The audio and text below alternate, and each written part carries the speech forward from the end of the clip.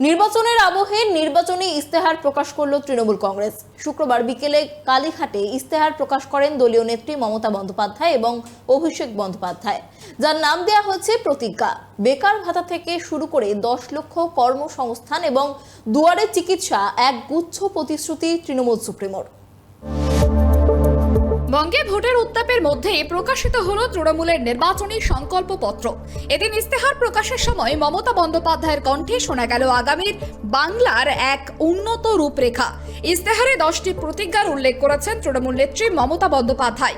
এই 10টি প্রতিজ্ঞার মধ্যে উল্লেখ রয়েছে লক্ষ্মীর ভান্ডার প্রকল্প, যুবসাথী প্রকল্প, কৃষি, শিল্প বাণিজ্য, আবাস, জল, স্বাস্থ্য, শিক্ষা, প্রশাসনিক সুবিধা। কর্মসংস্থানকে পাখির চোখ করে আগামী দিনে রাজ্যে 10 লক্ষ নতুন চাকরির প্রতিশ্রুতি দিয়েছে শাসক দল। পাশাপাশি প্রশাসনিক বিকেন্দ্রীকরণের লক্ষ্যে আরো 7টি নতুন জেলা এবং বেশ কিছু নতুন পুরসভা ও ব্লক তৈরির ঘোষণা করেছে ইস্তেহারে। লক্ষ্মী ভান্ডার বৃদ্ধি আমরা করেছি এবং বলে দিয়েছি সারা জীবন লক্ষ্মী ভান্ডার পাবে। যদি কেউ বলে আমরা করবো, তারা ভোটের সময় বলবে কিন্তু পরে করবে না, কিন্তু আমরা করে দেখিয়েছি এবং 1 মাস আগেই করিয়ে দিয়েছি। এখন সাধারণ মহিলারা পাচ্ছেন 1,500, মানে বছরে 18,000, আর তপশিলি জাতি এবং আদিবাসীদের জন্য 1,700, অর্থাৎ বার্ষিক 20,400। 1,500 করে আমরা, যেটা প্রায় 1 কোটি যুবকদের, যাদের বয়স 21 থেকে 40 বছরের মধ্যে, যারা স্কলারশিপ পায়, পাক কোনো অসুবিধে নেই। স্কলারশিপের টাকার সাথে এর কোনো সম্পর্ক নেই, কারণ আমাদের অনেক স্কলারশিপ আছে: কন্যাশ্রী, শিক্ষাশ্রী, যুবশ্রী, মেধাশ্রী, স্মার্ট কার্ড, সবুজের স্বপ্ন, তরুণের স্বপ্ন, রূপশ্রী। আমাদের 100টার উপর স্কিম আছে, সামাজিক স্কিম, সেটা তো পাবেই।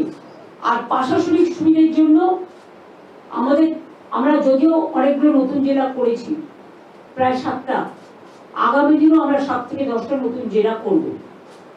অনেক ব্লক, সাব ডিভিশন নতুন করে তৈরি হবে। ইস্তেহার প্রতিজ্ঞা: 10 লক্ষ কর্মসংস্থান, বেকার যুবক যুবতীদের জন্য কাজের সুযোগ, দুয়ারে চিকিৎসা, এবার ঘরে ঘরে পৌঁছাবে চিকিৎসা পরিষেবা। নতুন জেলা, প্রশাসনিক কাজের সুবিধার্থে 7 নতুন জেলা ঘোষণা। শিক্ষা ও আধুনিকীকরণ, কয়েক হাজার স্কুলের আধুনিকীকরণ ও ই-লার্নিং ব্যবস্থার উপর জোর। প্রবীণদের যত্ন, নিঃসঙ্গ প্রবীণ নাগরিকদের জন্য বিশেষ যত্নের আশ্বাস প্রকল্প। বিশেষ গুরুত্ব দেওয়া হয়েছে রাজ্যের প্রবীণ নাগরিকদের ওপর, যাদের সন্তানরা কর্মসূত্রে বাইরে থাকেন। সেই সব প্রবীণদের পাশে দাঁড়াতে বিশেষ সামাজিক সুরক্ষা প্রকল্পের কথা জানান মমতা। কৃষকদের সুবিধার্থে আলু ও ধান সংগ্রহের পাশাপাশি কৃষি বীমার ওপর জোর দেওয়া হয়েছে।